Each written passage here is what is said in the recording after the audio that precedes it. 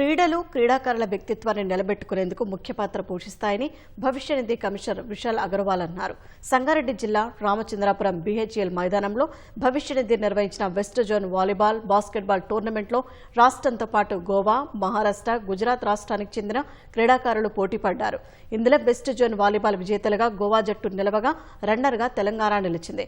Basketball విజేతగా గుజరాత్, రన్నర్గా మహారాష్ట్ర జట్టు నిలిచింది. విజేతలకు భవిష్య నిధి పటాన్చెరు కమిషనర్ విశాల్ అగర్వాల్ ట్రోఫీలను అందజేశారు. క్రీడలు క్రమశిక్షణతో పాటు జీవితంలో ఉన్నత స్థాయికి తీసుకెళ్తాయని తెలిపారు. క్రీడా స్ఫూర్తిని పెంచడమే కాకుండా శరీర దారుఢ్యం క్రీడాకారులకు కలుగుతుందన్నారు. గెలుపు ఓటములు కూడా ఒకేలా తీసుకునేలా క్రీడాకారులుగా తయారు కావాలని ఆయన సూచించారు.